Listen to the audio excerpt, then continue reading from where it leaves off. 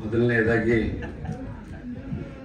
Vijay sir ಅವರಿಗೆ ಹುಟ್ಟುಹಬ್ಬದ ಹಾರ್ದಿಕ ಶುಭಾಶಯವನ್ನು ಕೋರುತ್ತಾ, ಬೆಂಗಳೂರಿನಿಂದ ಇಲ್ಲಿನವರೆಗೂ ಸಹ ತಾವೆಲ್ಲರೂ ಬಂದು ಈ ಒಂದು ಕಾರ್ಯಕ್ರಮವನ್ನು ಯಶಸ್ವಿಗೊಳಿಸೋದಕ್ಕೋಸ್ಕರ ಬಂದಿದ್ದೀರಿ ಅಂತ ತಮಗೆಲ್ಲರಿಗೂ ಆಭಾರಿಯಾಗಿ ತಮಗೆಲ್ಲರಿಗೂ ವಂದಿಸ್ತೇನೆ. ಪ್ರಥಮವಾಗಿ ಈಗ ತಮಗೆಲ್ಲರೂ ಗೊತ್ತಿದೆ, ಸಾರಥಿ ಆದ್ಮೇಲೆ ನಾನು ಸುಮಾರು 13 ವರ್ಷಗಳ ಕಾಲ ಸಿನಿಮಾ ಮಾಡಕ್ ಹೋಗ್ಲಿಲ್ಲ. ಕಾರಣ ಆಕಸ್ಮಿಕವಾಗಿ ಬಂದೆ ಸಿನಿಮಾಕ್ಕೆ. ನಿಜವಾಗ್ಲೂ ನಾನು ಸಿನಿಮಾ ಮಾಡಬೇಕು ಅಂತ ಸಾರಥಿ ಬಂದಿರಲಿಲ್ಲ, ಆಕಸ್ಮಿಕವಾಗಿ ಬಂದೆ. ಅದೇನೋ ಅದೃಷ್ಟನೋ ಏನೋ ಅಥವಾ ಗೊತ್ತಿಲ್ಲ, ಆ ಒಂದು ಸಿನಿಮಾನ ಪ್ರೇಕ್ಷಕ ಮಹಾಜನರು ಗೆದ್ಸಿದ್ರು. ತಮ್ಮೆಲ್ಲರೂ ಸಹಕಾರ ಕೂಡ ಇತ್ತು. ಅವತ್ತಿನ ಹೊಸದಾಗಿ ಮಾಧ್ಯಮಗಳು, ಮೀಡಿಯಾ ಚಾನೆಲ್ಗಳು ಇನ್ನು ಹೊಸದಾಗಿ 2-3 ಚಾನೆಲ್ಗಳು ಬಂದಿದ್ದು. ಏನಾದ್ರೂ ನಾವು ಹೋಗ್ಬೇಕಾದ್ರೆ ಬರಹ ಪತ್ರಿಕೆಗಳ ಮುಖೇನನೇ ಹೋಗ್ಬೇಕಿತ್ತು. ಅಂತ ಒಂದು ಸಂದರ್ಭದಲ್ಲಿ ತಾವೆಲ್ಲರೂ ಸಹ ನಮ್ಗೆ ಹೆಚ್ಚು ಒತ್ತು ಕೊಟ್ಟು ನನ್ನನ್ನ ಈ ಮಟ್ಟಕ್ಕೆ ಬೆಳೆಸಿದ್ರಿ. ನನಗೆ ಸಿನಿಮಾ ಮಾಡಿದ್ದಾಯ್ತು, SS ಬಂದಿದ್ದಾಯ್ತು, ಸ್ಟೇಟ್ ಅವಾರ್ಡ್ ಬಂತು. ಮುಂದೇನಾದ್ರೂ ಮತ್ತೆ ಸಿನಿಮಾ ಮಾಡಿದಾಗ ಎಲ್ಲಿ ಏನಾಗ್ಬಿಡುತ್ತೋ, ಬಂದಿರೋ ಹೆಸರೆಲ್ಲ ಕಳ್ಕೊಂಡ್ಬಿಡ್ತೀನೋ ಅಂತ ತುಂಬಾ ಭಯನೂ ಇತ್ತು. ಕಾರಣ ಯಾಕಂದ್ರೆ ಕತೆ ಕೇಳ್ತಾ ಇದ್ದೆ, ಕಥೆನಲ್ಲಿ ಉಳಿರ್ತಿರ್ಲಿಲ್ಲ. ಎಷ್ಟೋ ಜನ ಮೊದಲು ಡೈರೆಕ್ಟರ್ಗಳು ಹೇಳ್ತಾ ಇದ್ರು, ಸರ್ ಹಿಂಗ್ ಮಾಡ್ಬೋದು ಸರ್, ಹಿಂಗಿದೆ ಸರ್, ನೀವೇನಿಲ್ಲ ಸರ್, 10 ಕೋಟಿ ಹಾಕಿದ್ರೆ 50 ಕೋಟಿ ಮಾಡ್ಬೋದು ಸರ್. ನಾನು ಸ್ವಾಮಿ, ನಾನು ದುಡ್ಡು ಮಾಡಕ್ಕಂತೂ ಬಂದಿಲ್ಲ, ನನ್ನ ಪ್ರೊಫೆಷನ್ನೇ ಬೇರೆ. ಏನೋ ನನಗೆ ಆಕಸ್ಮಿಕವಾಗಿ ಬಂತೇನೋ ಗೊತ್ತಿಲ್ಲ, ಈ ಮಟ್ಟಕ್ಕೆ ಹೆಸರು ಬಂದಿದೆ. ಜನತೆ 100-150 ರೂಪಾಯಿ ಕೊಟ್ಟು, ಅವತ್ತು ನಮ್ಮ ಸಿನಿಮಾ ಇದ್ದಾಗ 60 ರೂಪಾಯಿ 80 ರೂಪಾಯಿ ಇತ್ತು. ಹಳ್ಳಿ ಕಡೆ 40 ರೂಪಾಯಿ 60 ರೂಪಾಯಿ ಇತ್ತು. 10 ಸತಿ ಬಂದು ನೋಡಿ ಈ ಮಟ್ಟಕ್ಕೆ ವಿಜಯ ಗೆಲ್ಸಿದ್ದಾರೆ. ನನ್ನ ಬಗ್ಗೆ ಏನೋ ಒಂದು ಓಪಿಟ್ಕೊಂಡಿರ್ತಾರೆ. ಯಾವ್ದಾದ್ರು ಮತ್ತೆ ತಮಗೆಲ್ಲರೂ ಗೊತ್ತಿರ್ಬೋದು, ಏನೋ ಅಂತಿಂತ ಸಿನಿಮಾ ಮಾಡಿದ್ರೆ ಎಲ್ಲಿ ಬಂದಿರೋ ಹೆಸರು ಕಳ್ಕೊಂತೀನೋ ಅನ್ನೋ ಒಂದು ದೃಷ್ಟಿಯಿಂದ ನಾನು ಸಿನಿಮಾ ಮಾಡಕ್ ಹೋಗ್ಲಿಲ್ಲ. ಇವತ್ತಿನ ಜನರೇಷನ್ಗೆ ಕಥೆಯಾಗಿರ್ಬೇಕು, ಕಂಟೆಂಟ್ ಅನ್ನೋದ ಈಗಿನ ಜನರೇಷನ್. ನನ್ನ ಮಗ ಹೇಳ್ದ, ಪಾಪ ತುಂಬಾ ಬುದ್ಧಿವಂತರಿದ್ದಾರೆ ಜಡೇಶ್ ಸರ್ ಅವರು, ನೀವು ದಯವಿಟ್ಟು ನಾನೇ ನಿಮ್ಗೆ ಹೇಳಿದೆ, ಸಿನಿಮಾ ಮಾಡಿದ್ರೆ ನಾನು ನಿಮ್ ಜೊತೆಲಿ ಇರಲ್ಲ ಅಂತ, ನೀವು ಮಾಡಿ ಪಪ್ಪ ಅಂತ ಹೇಳಿದ್ರು.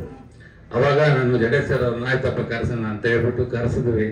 ಒಂದೇ ವಾರದಲ್ಲಿ ನಾವು ಪ್ರಿಪರೇಷನ್ ಇಲ್ಲ, ಸಿನಿಮಾ ಮಾಡ್ಬೇಕು ಅಂತ ಇರಲಿಲ್ಲ. ಅವ್ರ ಕತೆ ಹೇಳಿದ್ರು, ವಿಜಯ್ ಸರ್ ಹತ್ರ ಹೋಗೋಣ ಸರ್ ಅಂದ್ರು.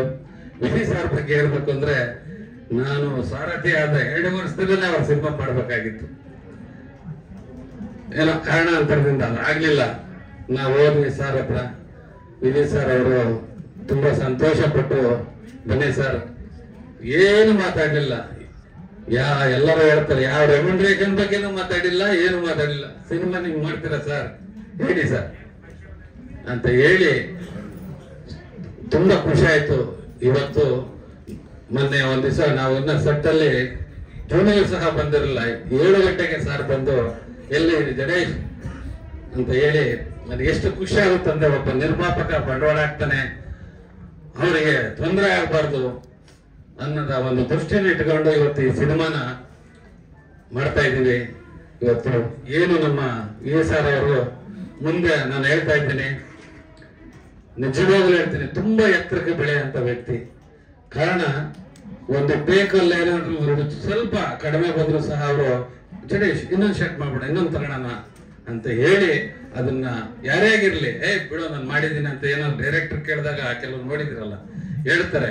ಆದ್ರೆ ಸಾರ್ ಹಂಗಲ್ಲ, ನೋಡ್ಬಿಟ್ಟು ಮಾನಿಟರ್ ಬಂದು ಇನ್ನೊಂದು ಶರ್ಟ್, ಇನ್ನೊಂದು ಟೇಕ್ ತಗೊಳಮ್ಮ, ಹಿಂಗ್ ಮಾಡಮ್ಮ ಅಂತ ಹೇಳ್ತಾರೆ. ತುಂಬಾ ಖುಷಿ ಆಗುತ್ತೆ. ಇವತ್ತು ಅಂತ ಒಂದು ವಿಜಯ್ ಸರ್ ಹುಟ್ಟುಹಬ್ಬ, ಅವರು 100 ವರ್ಷ ಚೆನ್ನಾಗಿ ಬಾಳ್ಲಿ, ತುಂಬಾ ಎತ್ತರ ಬೆಳಿಬೇಕು ಅಂತ ಮತ್ತೊಮ್ಮೆ ಅವ್ರಿಗೆ ಆಶಿಸ್ತೇನೆ. ಅದೇ ರೀತಿ ರಿಪನ್ನೆ ಇವತ್ತು ಅಂಬೆಗಾಲಿಡ್ತಾ ಈ ಸಿನಿಮಾ ರಂಗಕ್ಕೆ ಬಂದಿದ್ದಾರೆ. ಇವತ್ತು ಅವ್ರ ತಂದೆ ಡೆಡಿಕೇಶನ್. ಯಾರೇ ಒಬ್ರು ಎತ್ತರಕ್ಕೆ ಬೆಳೆದು ಹೀರೋ ಆದ ನಂತರ ಸಡನ್ ನನ್ನ ಮಗಳನ್ನ ಹೀರೋಯಿನ್ನೇ ಮಾಡಬೇಕು ಅಂತ ಬಯಸ್ತಾರೆ. ಅದ್ರಲ್ಲಿ ಇದರಲ್ಲಿ ಹೀರೋಯಿನ್ನೇ, ಅದು ಸೆಕೆಂಡ್ ಹೀರೋಯಿನ್. ಇವತ್ತು ಅದು ಪರವಾಗಿಲ್ಲ, ಒಂದು ಇಬ್ಬರಲ್ಲಿ ಡೆಡಿಕೇಶನ್ ಆಗ್ಲಿ ಅಂತ ಹೇಳ್ಬಿಟ್ಟು ಒಪ್ಕೊಂಡು ಮಾಡ್ತಿದ್ದಾರೆ. ಅದ್ರ ತಕ್ಕಂತೆ ಅವರು ಸಹ ಎಫರ್ಟ್ ಆಗ್ತಾ ಇದ್ದಾರೆ, ಮಾಡ್ತಾ ಇದ್ದಾರೆ. ಇನ್ನು ಜಡೇಶ್ ಬಗ್ಗೆ ಅವರು ತಮ್ಗೆಲ್ಲರಿಗೂ ಗೊತ್ತು, ನೀವು ಅವ್ರನ್ನೇ ಕೆಣಕ್ತಾ ಇರ್ತೀರಾ. ಅವರ ಕಂಟೆಂಟ್ ಆಗಿರ್ತದೆ, ಹಳ್ಳಿ ಸೊಗಡು ತುಂಬಾ ತುಂಬಾ ವಿಚಾರವಂತ, ಬುದ್ಧಿವಂತ, ಹೇಳ್ತಾರೆ ಗಾತ್ರ ಚಿಕ್ಕದಾದ್ರು ಕೀರ್ತಿ ದೊಡ್ಡದಂತ. ನೋಡಕ್ ಕೂಡಾಗಿದ್ರು ಅವರ ಒಂದು ಬುದ್ಧಿ ಇದೆಯಲ್ಲ, ತುಂಬಾ ವೆರಿ ವೆರಿ ಟ್ಯಾಲೆಂಟೆಡ್ ಮನುಷ್ಯ. ನಿಜವಾಗ್ಲೂ ಆ ಮನುಷ್ಯ ಇವತ್ತೇನೆಲ್ಲ ಹೇಳ್ತಾರೆ ಪ್ಯಾನ್ ಇಂಡಿಯಾ ಅಂತ, ವರ್ಲ್ಡ್ ಇಂಡಿಯಾ ಆಗ ಮಟ್ಟಕ್ಕೆ ಮನುಷ್ಯ ಬೆಳಿತಾರೆ ಅಂತ ಈ ಸಂದರ್ಭದಲ್ಲಿ ತಮ್ಮೆಲ್ಲರ ಮುಖೇನ ಹೇಳಕ್ ಸಹ ಬಯಸ್ತೀನಿ. ಅದೇ ರೀತಿ ಮಾಸ್ತಿ ನನ್ನ ಗೆಳೆಯ, ನಮ್ಮ ಏರಿಯಾದಲ್ಲೇ ನಾವಿಬ್ಬರು ಒಂದೇ ಕಡೆ ವಾಸ, ಮಹಾಲಕ್ಷ್ಮಿ ಹೋಟೆಲ್ ಅವ್ರಿರೋದನ್ನು ಅಲ್ಲ ಏರಿಯಾ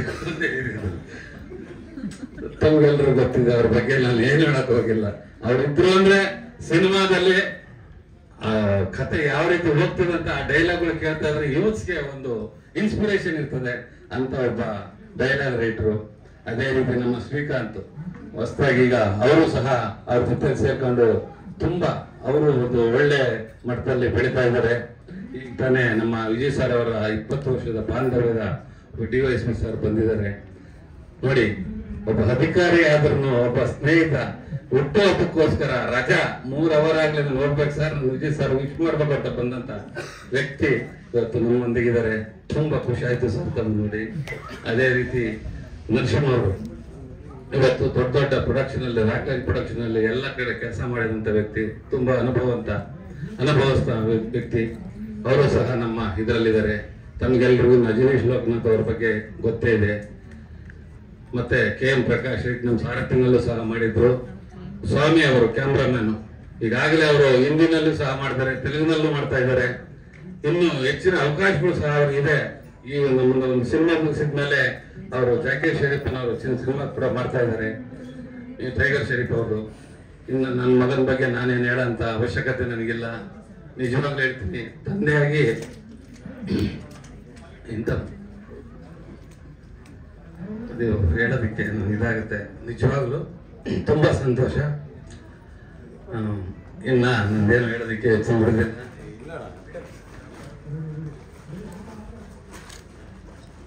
ಈ ಒಂದು ಕಥೆಯನ್ನ ಬೇರೆಯವರ ಹತ್ರ ಇತ್ತು, ಕಾರಣಾಂತರದಿಂದ ನನಗೆ ಬಂತು. ಅವ್ರಿಗೂ ಸಹ ನಾನು ಈ ಸಂದರ್ಭದಲ್ಲಿ ಅಭಿನಂದನೆಗಳನ್ನ ಸಲ್ಲಿಸ್ತೀನಿ. ಕಾಂತ ಸಹ ನಮ್ಮ ಊರಿನ ಹುಡುಗ ಜಡೇ ಸರ್ ಅವ್ರನ್ನ ಕರ್ಕೊಂಡ್ಬಂದು ಪರಿಚಯ ಮಾಡಿದ್ರು, ಕಾಂತ ಅಂತ. ಅವನು ಬೆಳೀತಾ ಇದ್ದಾನೆ, ಅವ್ರಿಗೂ ಒಳ್ಳೇದಾಗ್ಲಿ. ಇನ್ನೆಲ್ಲರಿಗೂ ಸಹ ನಾನು ಮೊದಲನೇದಾಗಿ ಪ್ರೇಕ್ಷಕರಿಗೆ ತಮ್ಮ ಮುಖೇನ ಹೇಳಕ್ಕೆ ಇಷ್ಟಪಡ್ತೀನಿ. ಏನು ಹಿಂದೆ ನೀವು ಸಾರಥ್ಯನಲ್ಲಿ 5 ಸತಿ 10 ಸತಿ ಸಿನಿಮಾ ಬಂದು ನೋಡಿ ಆ ಸಿನಿಮಾನ ಯಶಸ್ಸು ಕೊಟ್ಟು ಗೆಲ್ಸಿದ್ರಿ. ನಿಜವಾಗ್ಲೂ ಅದಕ್ಕಿನ್ನ 2 ಪಟ್ಟು ಈ ಸಿನಿಮಾ ಆಗುತ್ತೆ ಅಂತ ಹೇಳಿ ನಾನು ಈ ಮುಖೇನ ಖುಷಿಯಿಂದ ಹೇಳ್ತೀನಿ.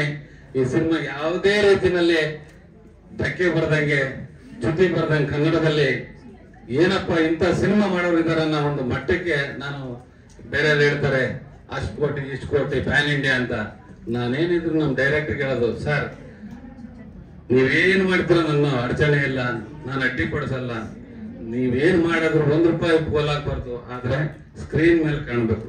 ಬರೋಂಥ ಪ್ರೇಕ್ಷಕ 2.25 ಗಂಟೆ 2.5 ಗಂಟೆ ಏನು ಬಂದು ನಾನು ದುಡ್ಡು ಕೊಟ್ಟು ಬಂದೆ, ತುಂಬಾ ಬರ್ತಿದ್ಯಮ್ಮ ಅಂತ ಅನ್ಕೊಂಡು ಸಂತೋಷ ಥಿಯೇಟ್ರಿಂದ ಹೋಗ್ಬೇಕು ಅನ್ನೋದು ಒಂದೇ ಒಂದು ದೃಷ್ಟಿ ಹೇಳ್ತಾ, ಇನ್ನ ತಮಗೂ ಲೇಟ್ ಆಯ್ತು. ಈಗ ನಾನು ವಿಜಯ್ ಸರ್ ಅವರಿಗೆ ಮತ್ತೊಮ್ಮೆ,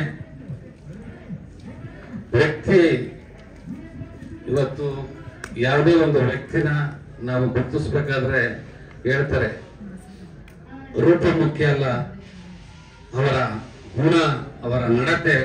ನಿಜವಾಗ್ಲೂ ನನಗೆ ತುಂಬಾ ಇಷ್ಟ ಆಯ್ತು. ಒಬ್ಬ ಪ್ರೊಡ್ಯೂಸರು ಕಷ್ಟಪಡ್ತಾನೆ, ದುಡ್ಡು ಹಾಕ್ತಾನೆ, ಎಲ್ಲಿಂದ ತರ್ತಾನೋ ಗೊತ್ತಿಲ್ಲ, ಅವನಿಗೆ ಧಕ್ಕೆ ಆಗ್ಬಾರ್ದು ಅನ್ನೋ ರೀತಿನಲ್ಲೇ ಇವತ್ತು ನಮ್ಮ ಸಾರಥಿ ಚಾನಲ್ ಅಲ್ಲಿ ನನಗೆ ತುಂಬಾ ಹೆಮ್ಮೆ ಇದೆ. ಇನ್ನು ಮುಂದೆ ನಾವು ಅವ್ರ ಜೊತೆಯಲ್ಲಿ ಎಷ್ಟು ವರ್ಷ ಬಾಂಧವ್ಯ ಇರ್ತದೋ ದೇವ್ರಿಗೆ ಗೊತ್ತು. ನನಗಂತೂ ಅವ್ರ ಬಗ್ಗೆ ಬಹಳ ಹೆಮ್ಮೆಯಿಂದ 100 ವರ್ಷ ಸುಖವಾಗಿ ಬಾಳಲಿ, ಇನ್ನು ಎತ್ತಕ್ಕೆ ಬೆಳೀಲಿ ಅಂತ ಹೇಳಿ ಈ ಸಂದರ್ಭದಲ್ಲಿ ಆಶಿಸಿ ನನ್ನ ಮಾತನ್ನ ಮುಗಿಸ್ತೀನಿ. ಜೈ ಹಿಂದ್.